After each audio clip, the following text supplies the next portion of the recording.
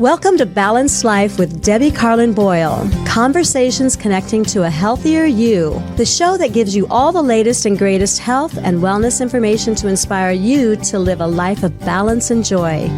Debbie Carlin Boyle is a health and nutrition coach, personal trainer, and fitness instructor who helps her clients live in balance with everything that feeds us, in addition to the food on our plate. Please welcome your host, Debbie Carlin Boyle.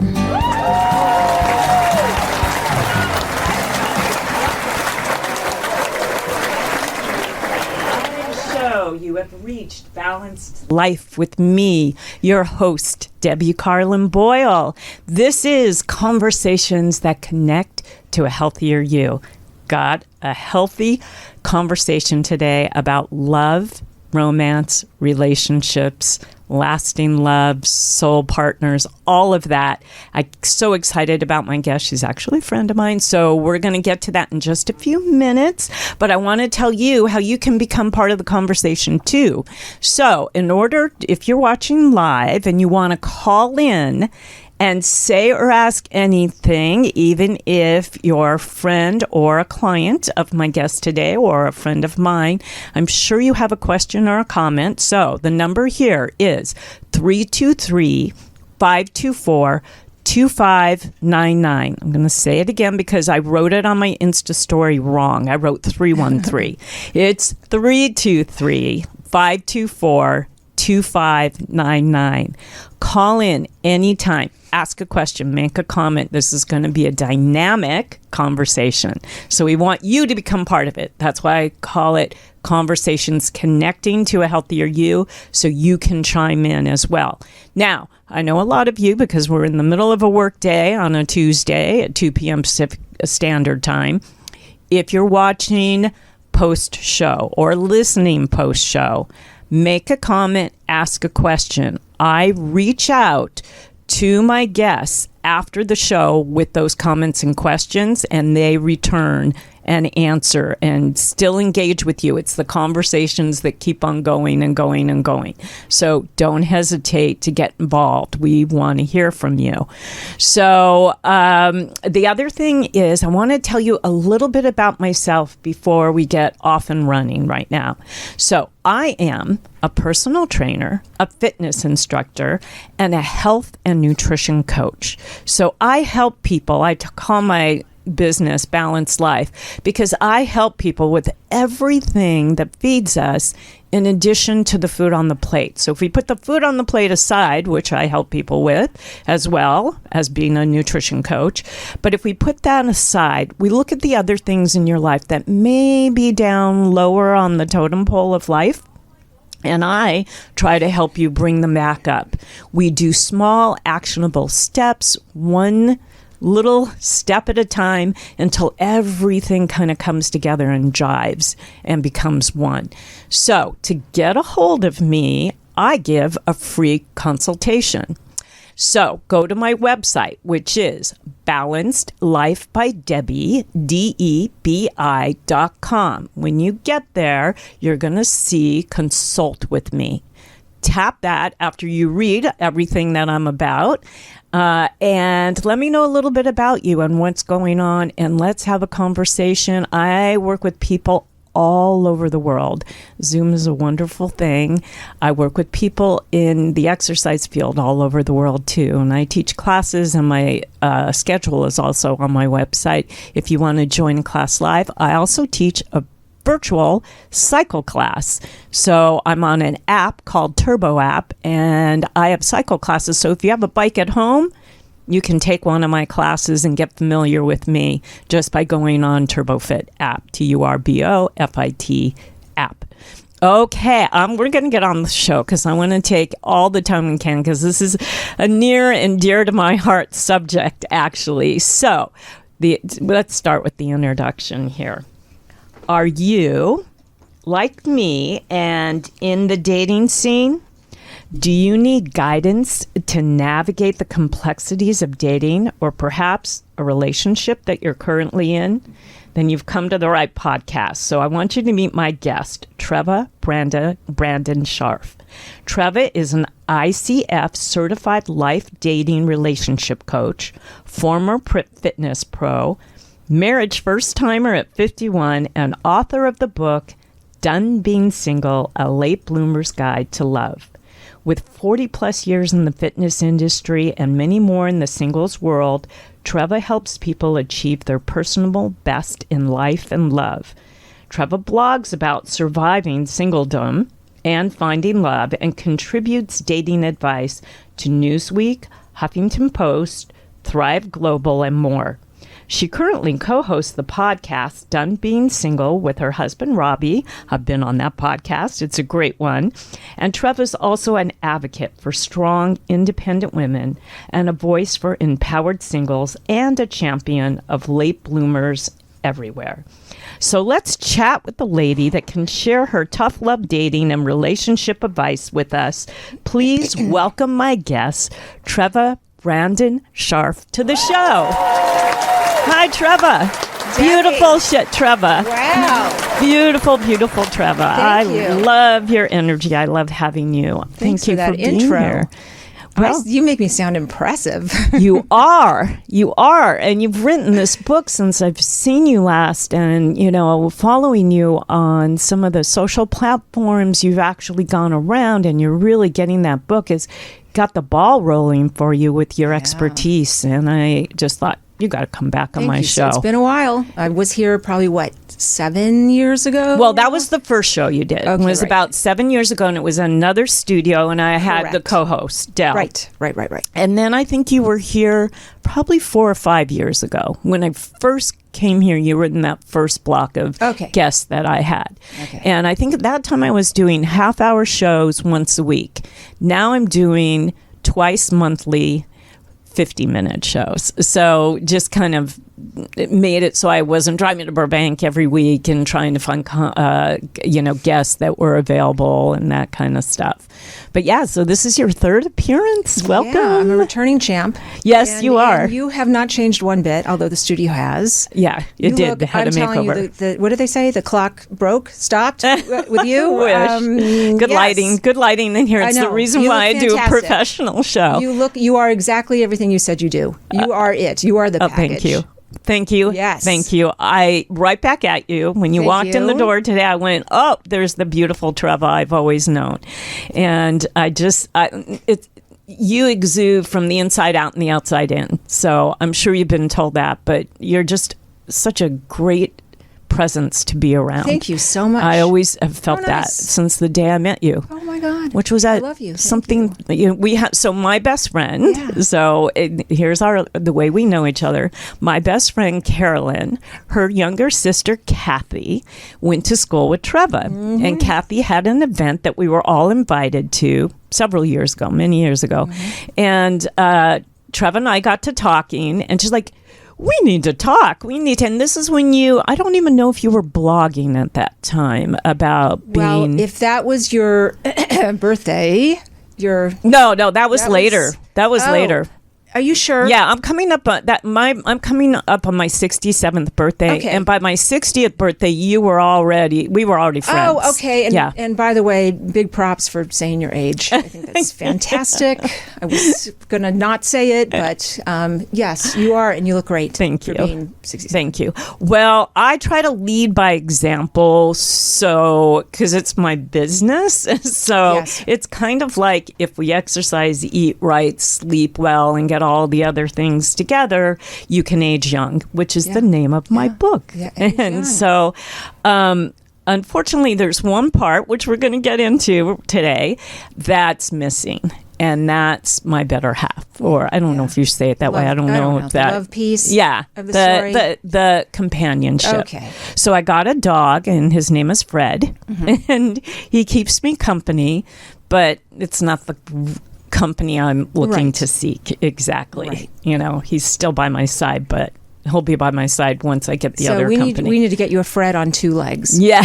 Okay. Yes, please. So I'm so happy. I mean, the introduction sort of said it all, but let's talk about your book and the way it broke down, the way it breaks down. But before we do, we have to assume people are listening that don't know your origin story and how because your backstory is really why you do what you do and how you got so passionate and knowledgeable about what you do. So tell us a little bit about you. Well, it is a story 51 years in the making. That is when I got married for the first time. I married a guy who also was a marriage first-timer, Robbie. He was 57. Hi, Robbie. We know you're watching. And before I got married, I dated and was single and spent a lot of time getting to know who I was and what I wanted. For a long time, I wasn't ready, and then I was ready, and then there was nobody available, and it was just sort of a series of kind of bad timing in a way, but maybe not. Maybe it was sort of the master plan. The meant to be kind of thing. Right, yeah. right. So I kind of honor that, and for whatever reason, I stayed single for as long as I did. I'm gonna think that it was there was some meaning to it, and I have made meaning out of it. I have made a career out of it. So you have, per the intro, I was like you in the fitness business for a really long time. So I mean, super long time before I got into life coaching and dating coaching. And I kind of combine my years being single, which are many, with all those years being a coach and trainer. And that's how I sort of arrived at the dating thing. I am now, thanks to Robbie again, he changed my life. He changed my career. Yes. I have all this wisdom about both worlds. I am fully in the self-improvement world. I'm a self-improvement junkie. Yeah. I love that. I have so much information and insight to give people, which is my passion. I want to help people. I want people to find love. And that is my purpose. Yeah. Yeah. It's funny how you zigzagged your way into that purpose. Really quick, how did you and Robbie meet? I think I remember the story, but tell the audience. We went to the same high school, so we're kind of from the same hometown, and had a bunch of mutual friends on Facebook. Okay. And that's where we first sort of caught each other's eye. And that led to some private messaging. You were in Facebook. You were on messaging. Facebook, not dating Facebook. Just regular Facebook circa 2013. Yes. 2012. And one thing led to another, and we were chatting in private messages about a mutual friend. And then I was 49 at the time and about to turn 50, and not really happy about it at all. It was a long trek. It was a lot of hard labor, a lot of go nowhere a lot of relationships, a lot of breakups, a lot of heartbreak. You sound like me right now. I'm going through. What was I just doing? Oh, I'm taking canasta lessons. Oh. And yesterday we had a lesson, and the teacher said, when you lose, you learn. Well, that's true in anything in life, right? Right. That's so true. Right. So I'm going to use all of that information and all that experience, all that lived experience, right, to get me up to, a certain point. And so I learned and learned and learned after every breakup. I'd learn, I would improve, I'd level up, I'd learn a little bit more about myself and human nature and what do I have to do. And finally, I just got to this point. At the same time I met Robbie, it was very kind of synchronistic that I was thinking, can I curse? Yeah, you can do anything you want. I said, I'm going to be single. You resolved. You resolved that you were going to be single the rest of your life. Yes, because clearly it wasn't happening. At least marriage wasn't happening. And so I had to come to grips with that. I had to make peace with the fact that I'm going to be 50 in 5 minutes and I'm never getting married. Okay, let's go to plan B. Let's spin this script. Let's, change it up. Instead of woe is me, I'm going to go me. And at the same time, I was getting to know Robbie. And so not long after. Had you met? No. We were just chatting, just messaging. Just messaging, yeah. And so I thought, well, I'm never getting married. I'm never having a wedding. I am going to throw myself a big 50th birthday. And I did. And I invited Robbie, and he showed up. And that's what I remember. Yes. And then we went on a date, and then we got engaged 6 months later. I love it. And then married a year later. It was sort of love at first sight once, because you had already been chatting a little bit, right? Yeah, so, but and you already knew what each other looked like, and Yes, it was so nice to see him when he walked into the party. It was just, like it give felt a big hug, like oh, there you knew are. each other all along. Yes. Yeah. The tequila didn't hurt either, so that was that always helps. That always helps. Instant warmth from the inside out. I love that story. It's a good romance story. Yes, and it has so many lessons in it because you know what? I know people hate to hear the old "it happens when you least expect it," but it does. That's what I'm waiting for. It does, yeah. And this is kind of going to bring me to my next point at some point in this conversation about the believing in the power of least expecting.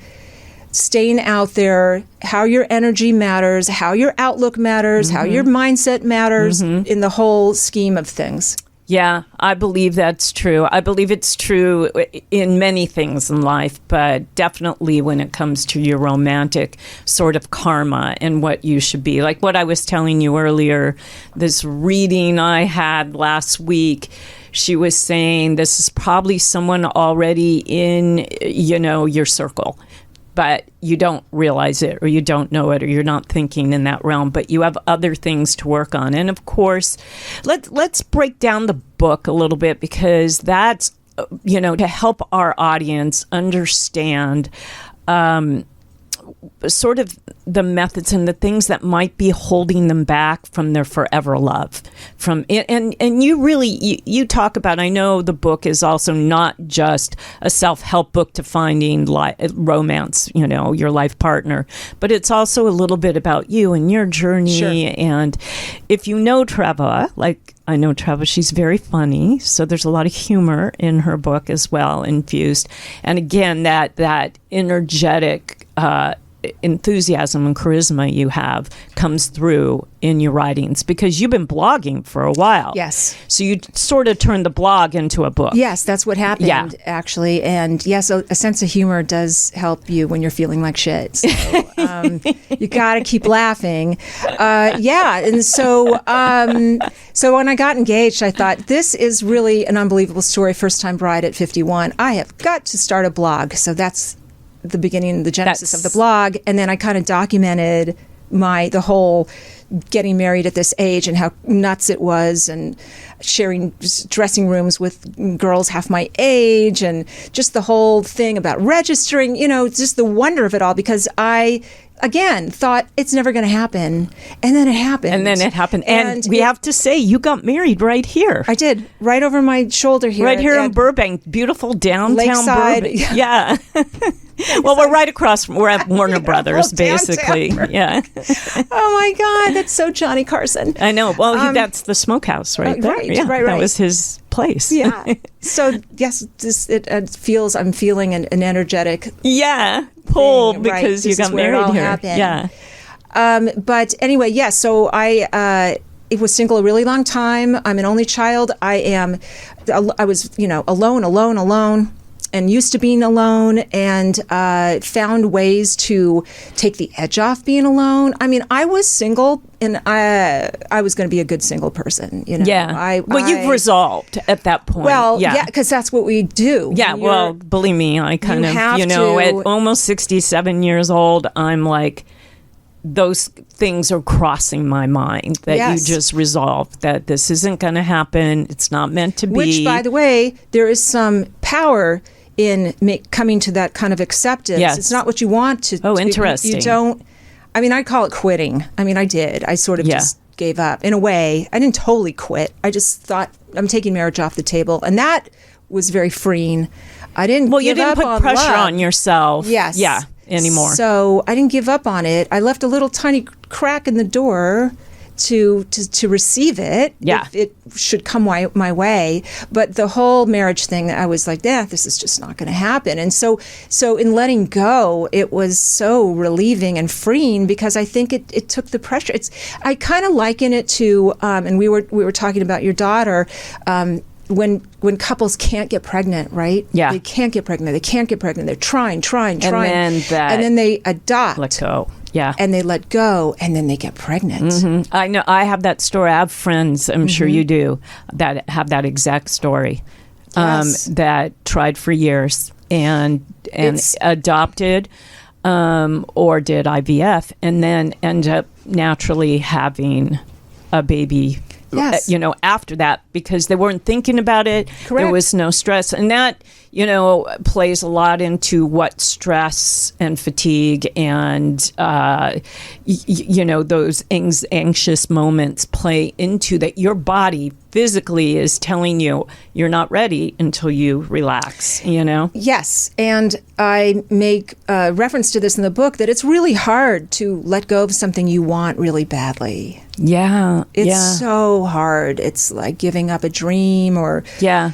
but it can be one of the great things you do for yourself in a weird way. Okay. Well, I kind of... which is with everything in life, I Yeah. think. You work, here's what, this is what I call active luck, right? It's randomness plus human effort. I say it all the time. Yeah. I The think that's true in combination, career. It's true with everything in life. Yeah. You put forth the effort. You get yourself out there. You look good. You take care of yourself, right? We all do that. Yeah. We put ourselves online or, Yeah. okay? And then you let go. And then you just see what happens. Yeah. Because otherwise, if you keep grinding and you keep hitting your head against the wall, Yeah, not it only gets- does it keep it away, whatever it is that you want, I really believe energetically, you burn out and you get do. resentful. So I'm in dating fatigue. Yes. So I've had over 200 first dates, and I've been single now. So I separated from my ex-husband, my husband, more than 13. It's been 13 years, a little over 13 years. But I didn't start dating for like a year and a half, and then barely, And then I was unleashed. I actually called myself Unleashed on the dating sites. That was my title.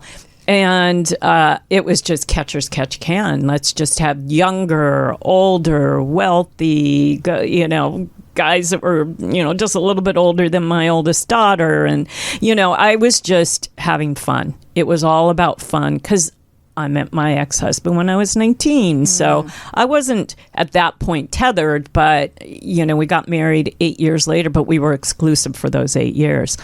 So then it was a family time and raising kids and everything. And all of a sudden the world's your oyster in the dating scene. And I got burnt out on that. So I backed off. And now I just am barely on the apps. A couple of high-end dating services got a hold of me because what they're finding, like the Golden Bachelor, because there aren't that many women my age out there that are single, that have taken care of themselves and are good matches for men in their late 70s and 80s. So these matchmaking companies have reached out to me. Can you blame them?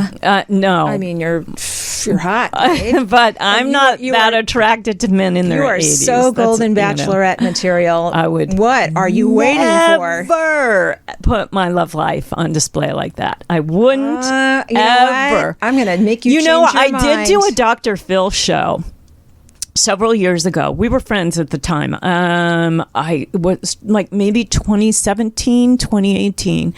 I knew one of the producers on Dr. Phil, and his wife was coming out with a face line of products. What do you call it? A product line of facial stuff.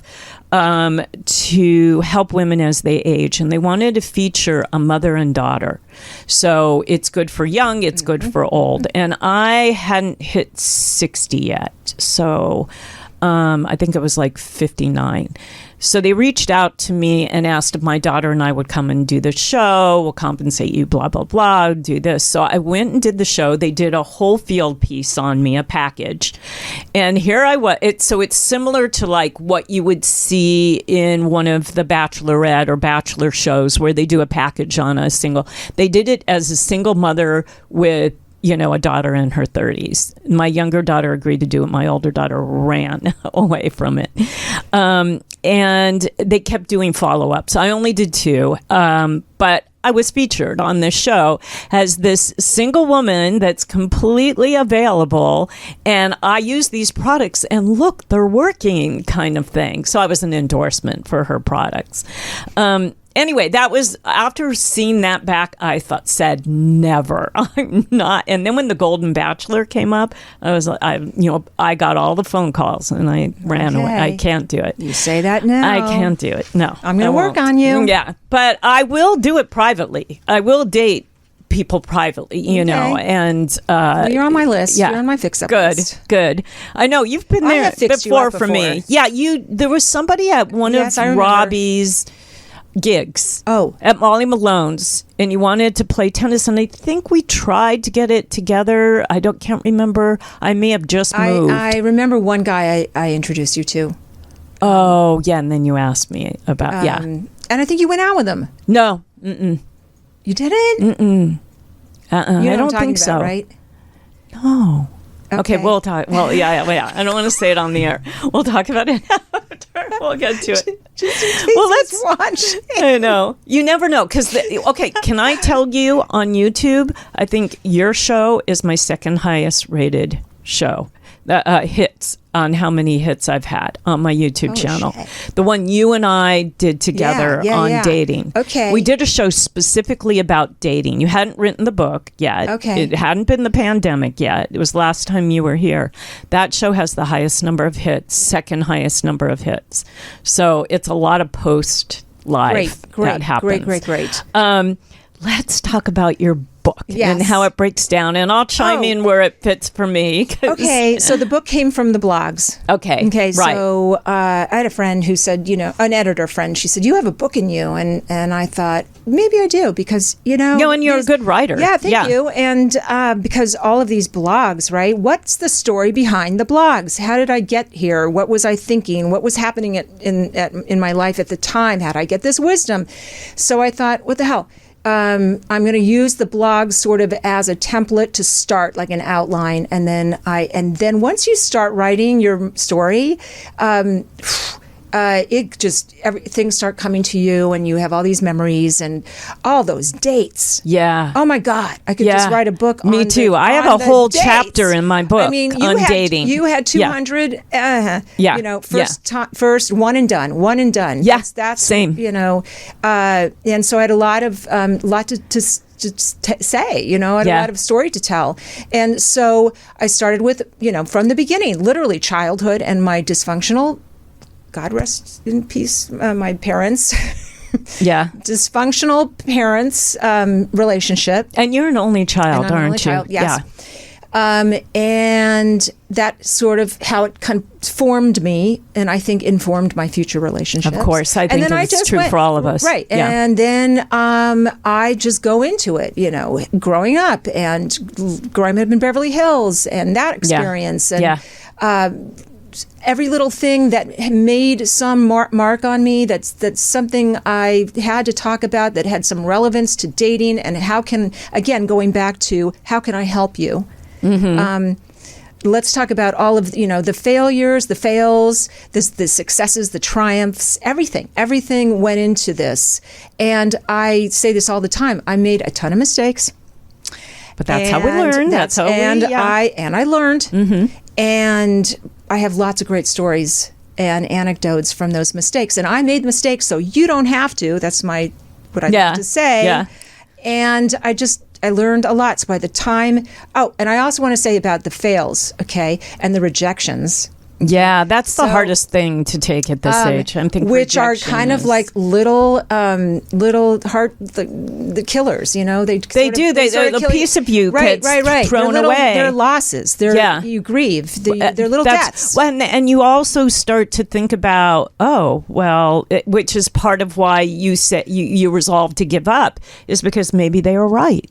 Because you believe, yes, there's that whole confirmation, bias that goes through your head. Well, they're not interested, so maybe it's me, and maybe I have to do something and fix something. Which, again, I think that we are all enough as we are. Okay, we are everyone has something wonderful to give and offer.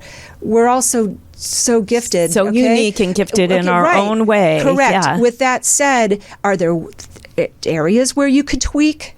Are there things you could improve? Yes.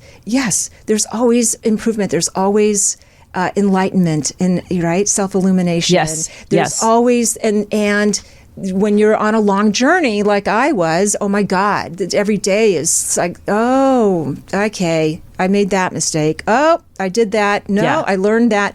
And, but yes, the repeated heartbreaks and rejection, it does get to you. It does. It starts to add up. It starts to fuck with your head. Yeah. And so by the time I met Robbie, I had kind of lost myself in a way. I've lost my power. I lost my greatness. I didn't know what my worth was anymore because no one seemed to want to marry me. Yeah, because you had all those years of rejection. So, even if you were rejecting, it was still a loss, I don't care how fucking strong you are. Yeah. Okay. It hurts. Always. But I'm saying if you rejected an offer from which I'm sure with your beauty and your strength that you had a lot of people you said were probably not the right fit. I know that. Yeah. I did. I did. I broke a lot of hearts. That also because I go through that too. That also leaves you as a loss of something, and that also leaves there's a grieving moment of maybe I should have just given it a chance, or maybe did that. Yeah. So there's all of that piled up, and it's a big pile of crap, But so by the time Robbie comes along, there's all this doubt because you should only have been there when he proposed. Oh, did you say no? Which is in the book, by the way. It was like, you what? You, huh? You want to what? Will I do what? I couldn't hear the words because, no, I had never been proposed to, number one. So it was a language I had never heard. And I couldn't, it didn't register. You love me enough to want to marry me. It was bizarro world. Yeah. And this beautiful man, this exceptional human being loved me, wanted to marry me. And I thought, well, I guess it's not so bad. I guess I'm okay. Because you had spent all these years talking yourself down that you weren't okay. Yes. You weren't okay also because you were rejecting men that wanted you, and men were rejecting you that you may have wanted. So you were somewhere, because I'm going through this, so I understand that. And you live in this, who nobody wants me, and I'm not going to get it. I'm not going to get anywhere. You're stuck somewhere in the middle. The whole narrative. What is wrong with me? Yeah. Okay. I got that. What is wrong with me? I know the first that half of my life was, what is wrong with me that I don't want to get married yet? What is wrong with me that it's taking so long, and that this one, and they were nice guys. I dated nice guys. They weren't jerks. No. They just for whatever reason. But yes, all my friends were getting married and having kids. What is wrong with me that is taking so long? And then because I kept rejecting people, and I just wasn't in a hurry to get married. But yes, it did occur to me that maybe I'm flawed in some way. And then it was my turn to get dumped. That was just, then what is wrong with me again? Now there's really something wrong with me. Yeah, that's a grieving process. Oh, yeah. And so Robbie just kind of blew my mind. He made me feel like I'm okay. And and you are. I'm a big fan of, you have to be ultimately the source of your own validation. Of course. You really do at the end of the day, right? But there is something to be said for external validation. it's really good. It's and a good. lot of times we work towards that. We earn that, you know? And if it's not from someone you're dating or someone you're in a relationship with, find people. This is what you do when you're single. You find a loving support system that gives you validation and approval and props, so you get through those tough single days, right? Yes. And that is so by the time, then that props you up and that gives you a sense of self-worth when you're doubting your self-worth, which I did. Yeah. It's important. You're doing a lot of things you're saying. I'm like, I can relate because I'm going through this. It's the toughest place to be in, wanting to be in a forever relationship and being, it's one of those things. If you go from one and then something comes along within a year, let's say. But for me, this is a lot. So we were together 34 years. So it's like all of a sudden, so of course there's a big grief time for me, and there's a big readjustment time. And there was, fear, financial fear, just fear of being back in that dating scene, the who, where, what, how, why, career-wise, we work together, and now suddenly we're not together. So they'll never work with you again when we worked together for 30 years. So all of that was like such a weird thing to navigate this last 13 years. And now I've come out the other side, but the grief, I feel, won't resolve 100% until the right person comes along, and so I live in this precipice of this, what you were talking about, this doubting, is it ever going to happen? Yes, it's very demoralizing to feel that you're not lovable. Yeah. It's really does a number on you. And quite frankly, I have a daughter, my youngest daughter, who's about to be 35 years old in 2 weeks. And she is going through it. She had 2 very long-term relationships. One was a live-in one, and it's been 6 years. And she's just in the dating scene and getting very frustrated. Yeah. Because she wants to have a family. That's a big deal to her. So she's starting to age and feeling like that's not a possibility. So I hate that saying, age out. Well, she's aging out. Yeah. I mean, like, just in terms of... Yeah, she's not. Yeah. I don't think so either. I mean, my older daughter's still... aging out. Yeah. No. That's you can have a family anytime. But she's starting to feel this as a loss. Yes. How old is she? 35. Yeah. Well, we'll talk after the show because I have specific advice for women of that age. I don't know how old your audience is, but it's mostly women. Okay. I have these sheets with the demographics on it, but it's mostly women over 40. Okay. Yeah. All right. But still, I get their daughters and their Sure. She, here's the universal tragedy of dating these days is that everybody seems to be kind of checking out. It doesn't matter how old you are. It's so depressing to me. I hear stories all day long and I read so much, and people are so burned out and they're angry and with everything in life, not just the dating scene. But they're frustrated. Online dating is expediting that.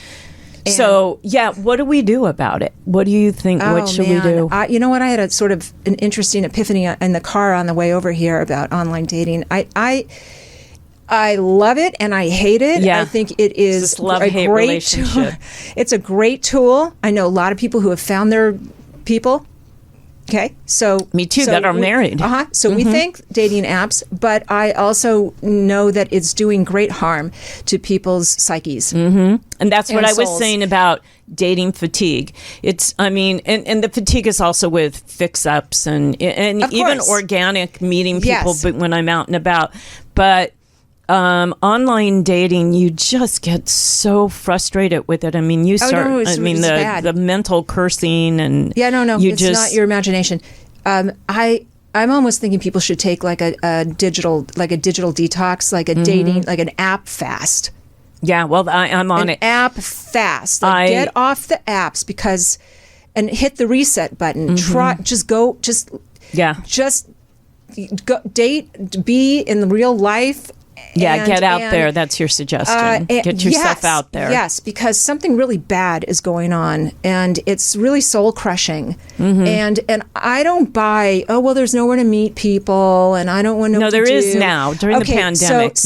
Okay, right. So if your demo is over 40, they have dated. They know a time before dating apps. So don't tell me that you don't know how to do it. No, that's how we all met our first Correct. loves. And everywhere you go is an opportunity to meet someone. Yeah. Everywhere, in the most unlikely places, you can turn around to someone in line at coffee and just start chatting. Yeah. And that's happens how it all happens. the time. And I know there's a lot of different protocols now. You know, dating has changed so much in terms of who makes the first move, and the shifting power dynamics. There's and Bumble where the woman has to reach out first. Right. And we're in a post-Me Too world, and everybody is either like on guard or pissed off, and rightfully so.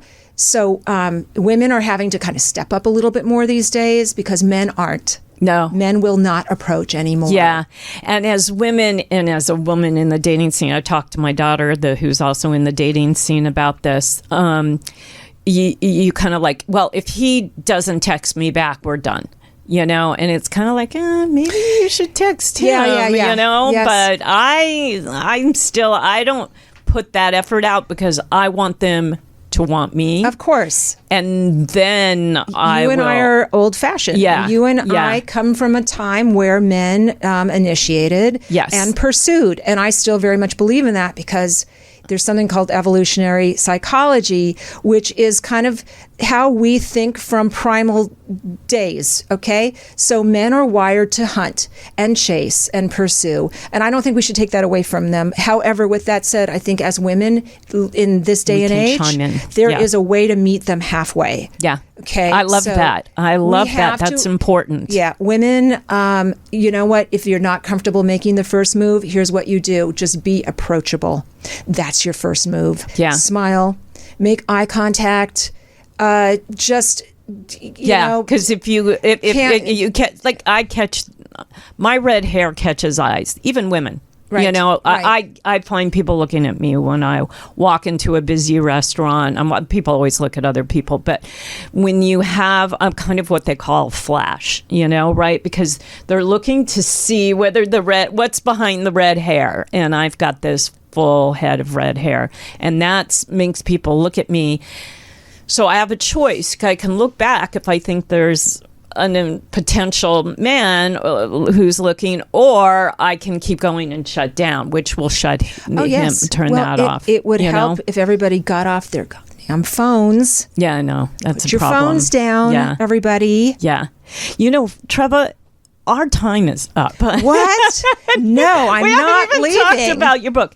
Let's do this. Will you come back? Yes. In 2 weeks? Okay. Oh, you know what? I could have lifted this mic the whole time. Yeah. I was down. I'm hovering over the mic because you said eat the mic. So, okay. Now you tell me this thing comes up. I would like to do a part 2. Oh, yes. Bring your book. Let's go through the book, because this has become, you have so much good advice, and we have such a short time to get through it all. Let's talk about how people can get your book in the time we have left. I want you to talk about the show you do every Wednesday with the woman who's your client. Yes. And so people can get those little snippets, those little sound bites of dating advice, and anything else that you may have coming up, how they can get a hold of you. So to learn more about me, my coaching services, and you can buy the book at my website, trevabrandonscharf.com. It's all in one place. You can learn everything about me. I've got articles and blogs and interviews and everything you've ever want to know about me, but we're afraid to ask. Okay. Perfect. And then I'm on a weekly Instagram live on an account called Style at a Certain Age. It's a woman that I coached. But you also run it on your Instagram. Yes. So it runs on your Instagram. Right. So what's your Instagram? Treva Be Me. Yeah, Treva 1 o'clock. Be Me. Right. 1 o'clock every Pacific time.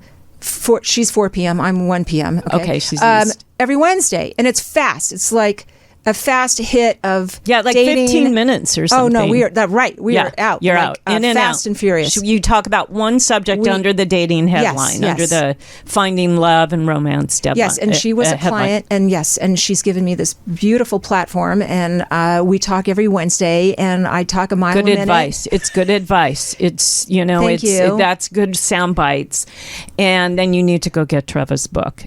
Tony, put that book up there one more time. I forgot to bring one.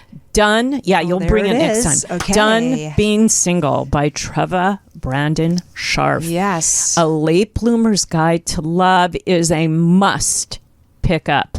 Amazon. You are so nice. Thank you so much. Yes. It's got some juicy stories and some wisdom. You can see this personality comes out in those words in that book.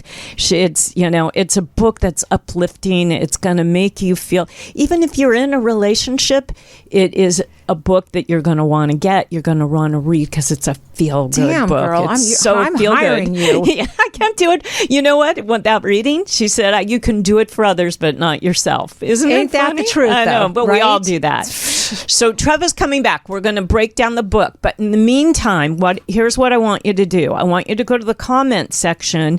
My Facebook got hacked, and so I'm not streaming live on my Facebook page, my Balanced Life Facebook page at the moment, working with Meta to get it back. But go to my YouTube channel, or you can go to my Instagram, Balanced Life by Debbie. Treva's up there on both places. And under that, ask a question, make a comment about what we talked about today. Get some questions going. Our next show, and we'll put this out ahead of time on our social platforms, will all be questions from our viewers, from you, the viewer. Anything you want to know within the romance and dating scene, okay? So we want to hear from you. And in the meantime, I want you to keep going out and finding those conversations that connect to a healthier you. All right, everybody, we'll see you in 2 weeks, hopefully with Treva. Bye.